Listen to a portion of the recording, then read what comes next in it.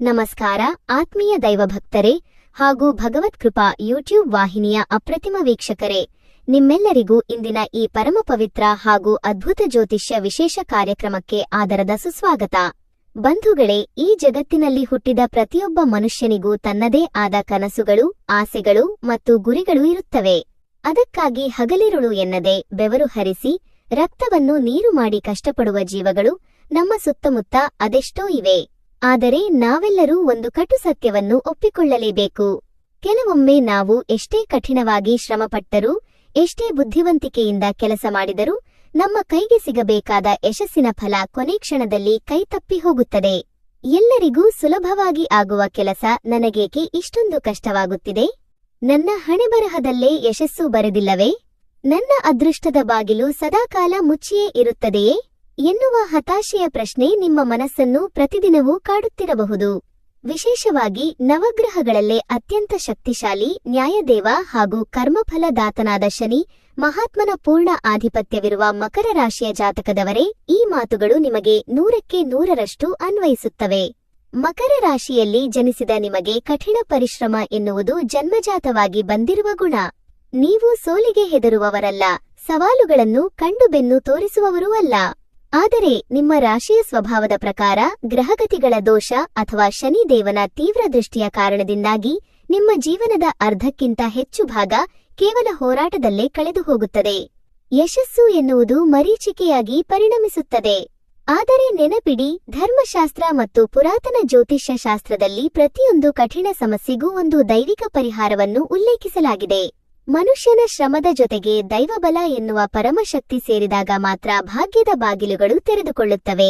ಇಂದಿನ ಈ ಅತ್ಯಂತ ವಿಶೇಷ ಹಾಗೂ ಸಂಶೋಧನಾತ್ಮಕ ವಿಡಿಯೋದಲ್ಲಿ ಮಕರ ರಾಶಿಯವರ ಜೀವನದಲ್ಲಿರುವ ಎಲ್ಲಾ ದಾರಿದ್ರ್ಯಗಳನ್ನು, ಕಷ್ಟ ಕಾರ್ಪಣ್ಯಗಳನ್ನು ಮತ್ತು ಗ್ರಹದೋಷಗಳನ್ನು ಮಂಜಿನಂತೆ ಕರಗಿಸಿ ನಿಮ್ಮ ಸುಪ್ತವಾಗಿರುವ ಲಕ್ ಅಥವಾ ಅದೃಷ್ಟವನ್ನು 100ಕ್ಕೆ 100ರಷ್ಟು ಜಾಗೃತಗೊಳಿಸುವ ಆ ಒಂದು ಪರಮ ಪವಿತ್ರ ರಹಸ್ಯ ಹಾಗೂ ಅದ್ಭುತ ದೇವಸ್ಥಾನ ಯಾವುದು ಎಂಬುದನ್ನು ನಾವು ಸಂಪೂರ್ಣ ಇತಿಹಾಸ ಮತ್ತು ಸಾಕ್ಷಿ ಸಮೇತವಾಗಿ ತಿಳಿದುಕೊಳ್ಳಲಿದ್ದೇವೆ.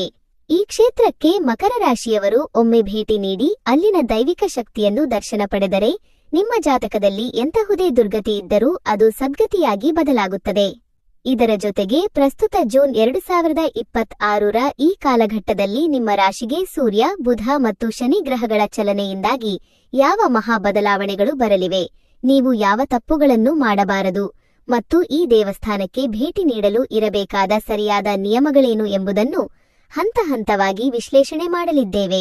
ಬಂಧುಗಳೇ, ಈ ಮಾಹಿತಿ ನಿಮ್ಮ ಜೀವನದ ದಿಕ್ಕನ್ನೇ ಬದಲಾಯಿಸಬಲ್ಲ ಶಕ್ತಿಯನ್ನು ಹೊಂದಿರುವುದರಿಂದ ವಿಡಿಯೋವನ್ನು ಎಲ್ಲೂ 1 ಸೆಕೆಂಡ್ ಕೂಡ ಸ್ಕಿಪ್ ಮಾಡದೆ ಸಂಪೂರ್ಣ ಮನಸ್ಸನ್ನು ಭಗವಂತನ ಮೇಲೆ ಕೇಂದ್ರೀಕರಿಸಿ ಕೊನೆಯವರೆಗೂ ನೋಡಿ. ಒಂದು ವೇಳೆ ನೀವು ನಮ್ಮ ಚಾನೆಲ್ಗೆ ಹೊಸಬರಾಗಿದ್ದರೆ ದೈವಿಕ ಶಕ್ತಿಯ ಭಾಗವಾಗಲು ಈಗಲೇ ಸಬ್ಸ್ಕ್ರೈಬ್ ಮಾಡಿಕೊಳ್ಳಿ. ಬನ್ನಿ, ತಡಮಾಡದೆ ಮಕರ ರಾಶಿಯವರ ಭಾಗ್ಯೋದಯ ಮಾಡುವ ಆ ಮಹಾಕ್ಷೇತ್ರದ ರಹಸ್ಯದ ಆಳಕ್ಕೆ ಇಳಿಯೋಣ. ಬಂಧುಗಳೇ, ಮಕರ ರಾಶಿಯವರ ಅದೃಷ್ಟವನ್ನು ಬದಲಾಯಿಸುವ ಆ ಮಹಾದೇವಸ್ಥಾನ ಯಾವುದು ಮತ್ತು ಅಲ್ಲಿಗೆ ಏಕೆ ಹೋಗಬೇಕು ಎಂಬುದನ್ನು ವೈಜ್ಞಾನಿಕ ಹಾಗೂ ಆಧ್ಯಾತ್ಮಿಕವಾಗಿ ಅರ್ಥಮಾಡಿಕೊಳ್ಳಬೇಕಾದರೆ ಮೊದಲು ಮಕರ ರಾಶಿಯವರ ಮೂಲ ಪ್ರಕೃತಿ, ಅವರ ಜನ್ಮ ರಹಸ್ಯ ಮತ್ತು ಅವರ ಜೀವನದಲ್ಲಿ ಎದುರಾಗುವ ಸವಾಲುಗಳ ಹಿನ್ನೆಲೆಯನ್ನು ತಿಳಿಯುವುದು ಅತ್ಯಂತ ಅನಿವಾರ್ಯವಾಗಿದೆ. ಜ್ಯೋತಿಷ್ಯ ಶಾಸ್ತ್ರದ ಪ್ರಕಾರ ಒಟ್ಟು 12 ರಾಶಿಗಳಲ್ಲಿ ಮಕರ ರಾಶಿಯು 10ನೇ ರಾಶಿಯಾಗಿದೆ. ಇದು ಪೃಥ್ವಿ ತತ್ವ ಅಂದರೆ ಭೂಮಿ ತತ್ವವನ್ನು ಹೊಂದಿರುವ ಅತ್ಯಂತ ಸ್ಥಿರವಾದ ರಾಶಿ. ಈ ರಾಶಿಯ ಅಧಿಪತಿ ಮತ್ಯಾರೂ ಅಲ್ಲ, ನವಗ್ರಹಗಳಲ್ಲೇ ಅತ್ಯಂತ ಶಿಸ್ತಿನ ಸಿಪಾಯಿ, ಕರ್ಮಫಲದಾತ, ನ್ಯಾಧೀಶರಾದ ಶ್ರೀ ಶನಿ ಮಹಾತ್ಮರು. ಶನಿ ದೇವನ ಪೂರ್ಣ ಪ್ರಭಾವ ಇವರ ಮೇಲಿರುವುದರಿಂದಲೇ ಮಕರ ರಾಶಿಯಲ್ಲಿ ಜನಿಸಿದ ವ್ಯಕ್ತಿಗಳು ಸ್ವಭಾವತಃ ಅತ್ಯಂತ ಗಂಭೀರ ಪ್ರವೃತ್ತಿಯವರಾಗಿರುತ್ತಾರೆ. ಸಣ್ಣ ವಯಸ್ಸಿನಲ್ಲೇ ಇವರ ಹೆಗಲ ಮೇಲೆ ಕೌಟುಂಬಿಕ ಜವಾಬ್ದಾರಿಗಳು ಬಂದು ಬೀಳುತ್ತವೆ. ಮಾತು ಕಡಿಮೆ, ಕೆಲಸ ಹೆಚ್ಚು ಎನ್ನುವುದು ಇವರ ಮೂಲ ಮಂತ್ರ. ಯಾರ ಮುಂದೆಯೂ ಸುಲಭವಾಗಿ ಕೈಯೊಡ್ಡಿ ಸಹಾಯ ಬೇಡುವುದು ಇವರಿಗೆ ಇಷ್ಟವಿರುವುದಿಲ್ಲ.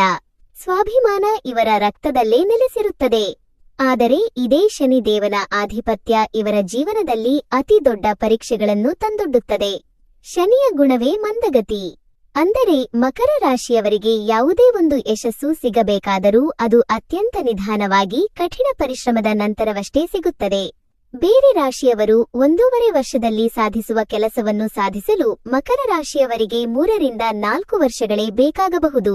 ಶ್ರಮ ಇವರದು, ಆದರೆ ಕ್ರೆಡಿಟ್ ಅಥವಾ ಕೀರ್ತಿ ಮಾತ್ರ ಬೇರೆಯವರ ಪಾಲಾಗುವ ಪ್ರಸಂಗಗಳು ಇವರ ಜೀವನದಲ್ಲಿ ನಿರಂತರವಾಗಿ ನಡೆಯುತ್ತಿರುತ್ತವೆ. ವಿಶೇಷವಾಗಿ ಕಳೆದ ಕೆಲವು ವರ್ಷಗಳಿಂದ ಹಾಗೂ ಪ್ರಸ್ತುತ 2026ರ ಈ ಅವಧಿಯಲ್ಲಿ ಮಕರ ರಾಶಿಯವರು ಮಾನಸಿಕವಾಗಿ ಮತ್ತು ಆರ್ಥಿಕವಾಗಿ ತೀವ್ರವಾದ ಏಳುಬೀಳುಗಳನ್ನು ಕಂಡಿರುತ್ತಾರೆ. ಉದ್ಯೋಗ ಮಾಡುವ ಸ್ಥಳದಲ್ಲಿ ಎಷ್ಟೇ ಪ್ರಾಮಾಣಿಕವಾಗಿ ದುಡಿದರೂ ಬಾಸ್ ಅಥವಾ ಸಹೋದ್ಯೋಗಿಗಳಿಂದ ಐಡೆಂಟಿಟಿ ನಿಂದನೆ, ವ್ಯಾಪಾರ ವ್ಯವಹಾರಗಳಲ್ಲಿ ನಂಬಿದವರಿಂದಲೇ ವಂಚನೆ ಹಾಗೂ ಅಂದುಕೊಂಡ ಸಮಯಕ್ಕೆ ಹಣ ಕೈಸೇರದೆ ಸಾಲದ ಸುಳಿಗೆ ಸಿಲುಕುವುದು ಇವೆಲ್ಲವೂ ನಿಮ್ಮನ್ನು ಜರ್ಜರಿತಗೊಳಿಸಿರಬಹುದು.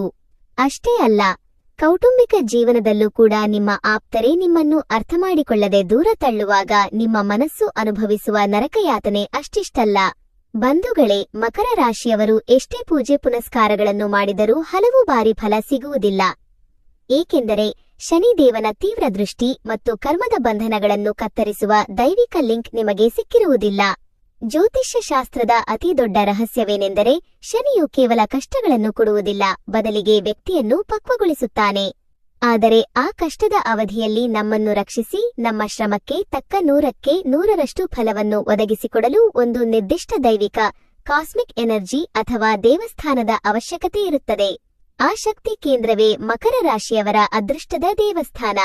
ಹಾಗಾದರೆ ಮಕರ ರಾಶಿಯವರ ಎಲ್ಲಾ ಶನಿದೋಷಗಳನ್ನು ಮೆಟ್ಟಿ ನಿಂತು ದುರಾದೃಷ್ಟವನ್ನು ಅದೃಷ್ಟವನ್ನಾಗಿ ಪರಿವರ್ತಿಸುವ ಆ ಜಾಗೃತ್ ಪುಣ್ಯಕ್ಷೇತ್ರ ಯಾವುದು? ಅಲ್ಲಿ ಮಕರ ರಾಶಿಯವರಿಗಾಗಿ ಕಾಯುತ್ತಿರುವ ಆ ದೈವಿಕ ಪವಾಡವೇನು ಎಂಬುದನ್ನು ಈಗ ಮುಂದಿನ ಭಾಗದಲ್ಲಿ ಅತ್ಯಂತ ವಿವರವಾಗಿ ನೋಡೋಣ. ಬಂಧುಗಳೇ, ಈಗ ನಾವು ಈ ಇಡೀ ವಿಡಿಯೋದ ಅತ್ಯಂತ ಪ್ರಮುಖವಾದ ಹಾಗೂ ರೋಮಾಂಚನಕಾರಿ ಘಟ್ಟಕ್ಕೆ ಬಂದಿದ್ದೇವೆ. ಮಕರ ರಾಶಿಯವರ ದಶಕಗಳ ಕಷ್ಟಗಳನ್ನು, ಕರ್ಮದೋಷಗಳನ್ನು ಕ್ಷಣಮಾತ್ರದಲ್ಲಿ ಭಸ್ಮ ಮಾಡಿ ನಿಮ್ಮ ಸುಪ್ತ ಅದೃಷ್ಟವನ್ನು 100ಕ್ಕೆ 100ರಷ್ಟು ಜಾಗೃತಗೊಳಿಸುವ ಆ ಪರಮ ಪವಿತ್ರ ಜಾಗೃತ ದೈವಿಕ ಕ್ಷೇತ್ರ ಯಾವುದು ಗೊತ್ತೇ?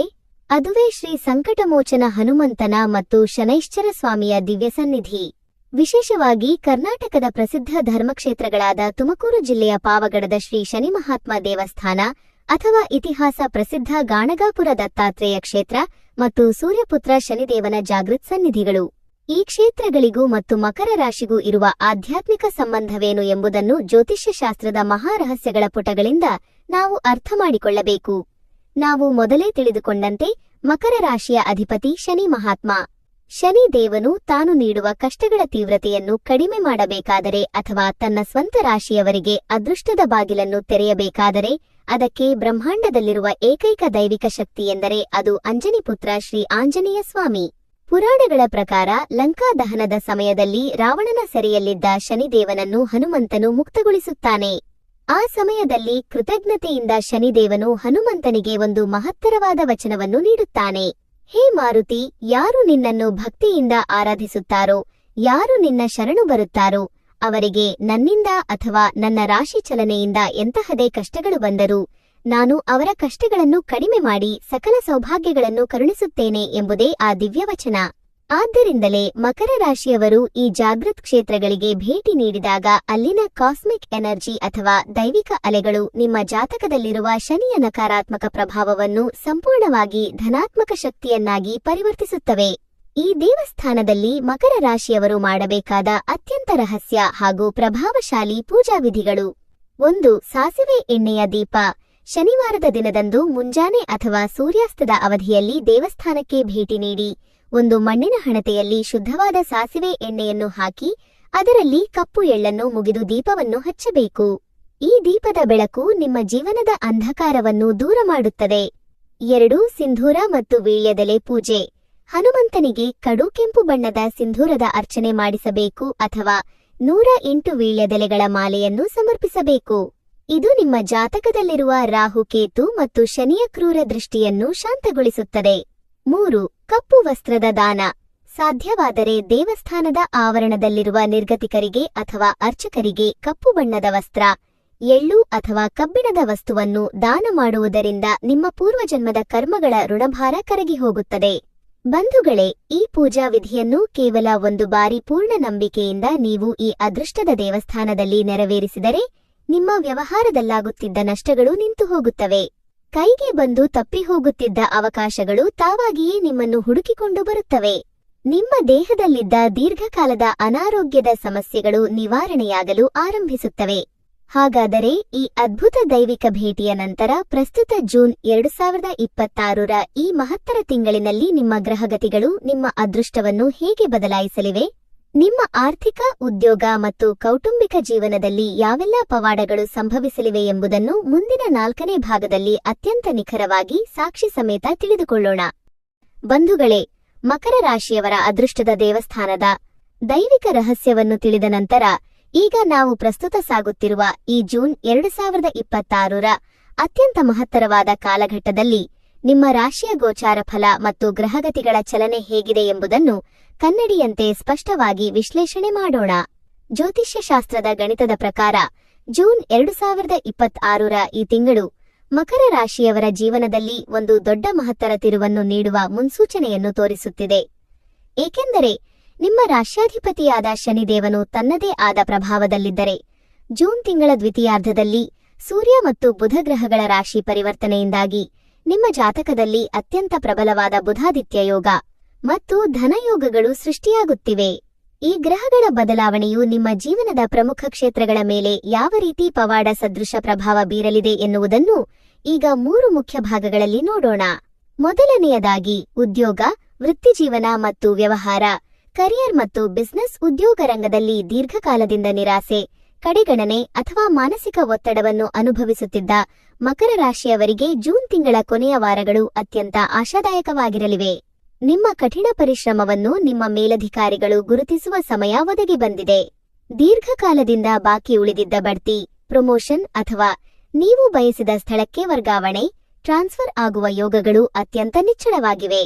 ಇನ್ನು ಸ್ವಂತ ಉದ್ಯೋಗ ಅಥವಾ ವ್ಯಾಪಾರ ಮಾಡುವವರಿಗೆ ಮಾರುಕಟ್ಟೆಯಲ್ಲಿ ಉಂಟಾಗಿದ್ದ ಮಂದಗತಿ ದೂರವಾಗಿ ಹೊಸ ಗ್ರಾಹಕರು ಮತ್ತು ದೊಡ್ಡ ಪ್ರಾಜೆಕ್ಟ್ಗಳು ನಿಮ್ಮ ಕೈ ಸೇರಲಿವೆ. ಪಾಲುದಾರಿಕೆ, ಪಾರ್ಟ್ನರ್ಶಿಪ್ ವ್ಯವಹಾರದಲ್ಲಿ ಇದ್ದ ಭಿನ್ನಾಭಿಪ್ರಾಯಗಳು ತಿಳಿಯಾಗಲಿವೆ. ಎರಡನೆಯದಾಗಿ ಆರ್ಥಿಕ ಸ್ಥಿತಿ ಮತ್ತು ಧನಲಾಭ, ಫೈನಾನ್ಸ್ ಮತ್ತು ವೆಲ್ತ್. ಆರ್ಥಿಕವಾಗಿ ಮಕರ ರಾಶಿಯವರಿಗೆ ಈ ಅವಧಿಯು ಅತ್ಯಂತ ಪರಿಹಾರವನ್ನು ನೀಡುವ ಕಾಲವಾಗಿದೆ. ಅನಗತ್ಯವಾಗಿ ಆಗುತ್ತಿದ್ದ ಖರ್ಚುಗಳಿಗೆ ತಾವಾಗಿಯೇ ಕಡಿವಾಣ ಬೀಳಲಿದೆ. ಯಾರಿಗಾದರೂ ಸಾಲ ಕೊಟ್ಟು ಸಿಲುಕಿಕೊಂಡಿದ್ದ ಹಣ ಅಥವಾ ಕೋರ್ಟ್ ಕಚೇರಿ ವ್ಯವಹಾರಗಳಲ್ಲಿ ಬಾಕಿ ಉಳಿದಿದ್ದ ಆಸ್ತಿಯ ಪಾಲು ಈ ತಿಂಗಳಿನಲ್ಲಿ ನಿಮ್ಮ ಪರವಾಗಿ ಬರುವ ಸಾಧ್ಯತೆಗಳು ಹೆಚ್ಚಾಗಿವೆ. ಸಾಲದ ಸುಳಿಯಿಂದ ನೊಂದಿದ್ದವರಿಗೆ ಸಾಲ ತೀರಿಸಲು ಹೊಸ ಆದಾಯದ ಮೂಲಗಳು ಸೃಷ್ಟಿಯಾಗಲಿವೆ. ಆದರೆ ನೆನಪಿಡಿ, ಶನಿ ದೇವನ ಪ್ರಭಾವ ಇರುವುದರಿಂದ ಯಾವುದೇ ಲಾಟರಿ, ಜೂಜು ಅಥವಾ ಶಾರ್ಟ್ಕಟ್ ಹಣದ ಹಾದಿಗೆ ಇಳಿಯಬೇಡಿ. ನಿಮ್ಮ ಪ್ರಾಮಾಣಿಕ ಶ್ರಮದ ಹಣ ಮಾತ್ರ ನಿಮಗೆ ಶಾಶ್ವತವಾಗಿ ಉಳಿಯುತ್ತದೆ. ಮೂರನೆಯದಾಗಿ ಆರೋಗ್ಯ, ಕುಟುಂಬ ಮತ್ತು ವೈವಾಹಿಕ ಜೀವನ, ಹೆಲ್ತ್ ಮತ್ತು ಫ್ಯಾಮಿಲಿ ಲೈಫ್. ಕಳೆದ ಕೆಲವು ತಿಂಗಳುಗಳಿಂದ ನಿಮ್ಮನ್ನು ಕಾಡುತ್ತಿದ್ದ ಮಾನಸಿಕ ಆತಂಕ, ನಿದ್ರಾಹೀನತೆ ಮತ್ತು ಬೆನ್ನುನೋವಿನಂತಹ ಆರೋಗ್ಯದ ಸಣ್ಣಪುಟ್ಟ ಸಮಸ್ಯೆಗಳು ಈ ದೈವಿಕ ಪೂಜೆಯ ನಂತರ ಮತ್ತು ಗ್ರಹಗಳ ಶುಭ ದೃಷ್ಟಿಯಿಂದಾಗಿ ಗಣನೀಯವಾಗಿ ಸುಧಾರಿಸಲಿವೆ. ಕೌಟುಂಬಿಕ ಜೀವನದಲ್ಲಿ ಇದ್ದ ತಪ್ಪು ತಿಳುವಳಿಕೆಗಳು ದೂರವಾಗಿ ಪತಿ ಪತ್ನಿಯರ ನಡುವೆ ಮಧುರ ಬಾಂಧವ್ಯ ಮರುಕಳಿಸಲಿದೆ. ಮನೆಯಲ್ಲಿ ಶುಭ ಕಾರ್ಯಗಳನ್ನು ಆಯೋಜಿಸುವ ಬಗ್ಗೆ ಚರ್ಚೆಗಳು ನಡೆಯಲಿವೆ. ಬಂಧುಗಳೇ, ಈ ಎಲ್ಲಾ ಶುಭ ಫಲಗಳು ನಿಮ್ಮ ಜೀವನದಲ್ಲಿ 100ಕ್ಕೆ 100ರಷ್ಟು ಸಾಕಾರಗೊಳ್ಳಬೇಕಾದರೆ ನಿಮ್ಮಲ್ಲಿರುವ ಸಕಾರಾತ್ಮಕ ಶಕ್ತಿ ಹೆಚ್ಚಾಗಬೇಕು.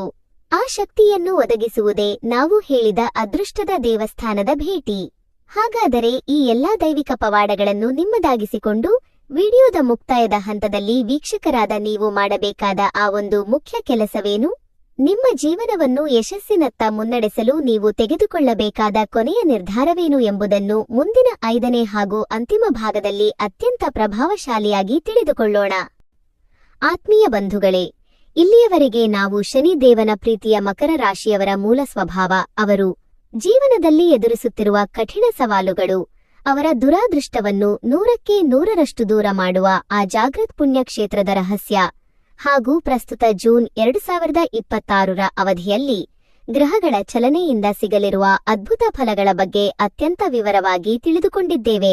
ಆಧ್ಯಾತ್ಮಿಕ ಲೋಕದಲ್ಲಿ ಒಂದು ಸುಂದರವಾದ ಮಾತಿದೆ, ನಂಬಿಕೆಯೇ ಜೀವನದ ಪರಮಶಕ್ತಿ. ನಂಬಿಕೆ ಎಲ್ಲಿರುತ್ತದೆಯೋ ಅಲ್ಲಿ ದೈವಿಕ ಪವಾಡಗಳು ಸಂಭವಿಸುತ್ತವೆ. ಮಕರ ರಾಶಿಯವರಾದ ನೀವು ಜನ್ಮಜಾತ ಹೋರಾಟಗಾರರು. ಕಷ್ಟಗಳನ್ನು ಕಂಡು ಎಂದಿಗೂ ಧೃತಿಗೆಡಬೇಡಿ. ನಿಮ್ಮ ಕಠಿಣ ಪರಿಶ್ರಮದ ಜೊತೆಗೆ ಈ ದೈವಿಕ ಶಕ್ತಿಯ ಆಶೀರ್ವಾದವೂ ಸೇರಿದಾಗ ನಿಮ್ಮ ಯಶಸ್ಸನ್ನು ತಡೆಯಲು ಈ ಬ್ರಹ್ಮಾಂಡದಲ್ಲಿ ಯಾರಿಂದಲೂ ಸಾಧ್ಯವಿಲ್ಲ. ಈ ಜೂನ್ ತಿಂಗಳಿನಲ್ಲಿ ಒದಗಿ ಬರುತ್ತಿರುವ ಶುಭಯೋಗಗಳನ್ನು ಸದುಪಯೋಗಪಡಿಸಿಕೊಳ್ಳಿ. ಸಕಾರಾತ್ಮಕ ಯೋಚನೆಗಳೊಂದಿಗೆ ಮುನ್ನಡೆಯಿರಿ. ಭಗವಂತನು ನಿಮ್ಮ ಕೈ ಹಿಡಿಯಲಿದ್ದಾನೆ. ಬಂಧುಗಳೇ, ಇಷ್ಟೊಂದು ಸುದೀರ್ಘವಾಗಿ ಹಾಗೂ ಸಂಶೋಧನಾತ್ಮಕವಾಗಿ ಸಿದ್ಧಪಡಿಸಿದ ಇಂದಿನ ಈ ವಿಶೇಷ ಮಾಹಿತಿ ನಿಮಗೆ ನಿಜವಾಗಿಯೂ ಉಪಯುಕ್ತವಾಗಿದೆ ಎಂದು ಅನಿಸಿದರೆ ಮತ್ತು ನಿಮ್ಮ ಮನಸ್ಸಿಗೆ ಭರವಸೆಯ ಬೆಳಕನ್ನು ನೀಡಿದ್ದರೆ ದಯವಿಟ್ಟು ಈ ವಿಡಿಯೋವನ್ನು ಈಗಲೇ ಒಂದು ಲೈಕ್ ಮಾಡಿ. ನಿಮ್ಮ ಒಂದು ಲೈಕ್ ನಮಗೆ ಇಂತಹ ಮತ್ತಷ್ಟು ದೈವಿಕ ಮಾಹಿತಿಗಳನ್ನು ತರಲು ಪ್ರೇರಣೆ ನೀಡುತ್ತದೆ. ನಿಮ್ಮ ಆಪ್ತ ಸ್ನೇಹಿತರಲ್ಲಿ, ಬಂಧುಗಳಲ್ಲಿ ಅಥವಾ ಕುಟುಂಬದ ಸದಸ್ಯರಲ್ಲಿ ಯಾರಾದರೂ ಮಕರ ರಾಶಿಯವರಿದ್ದರೆ ಅವರ ಕಷ್ಟಗಳು ದೂರವಾಗಲಿ ಎನ್ನುವ ಸದ್ಭಾವನೆಯಿಂದ ಈ ವಿಡಿಯೋವನ್ನು ಅವರೊಂದಿಗೆ ತಪ್ಪದೆ ಶೇರ್ ಮಾಡಿ.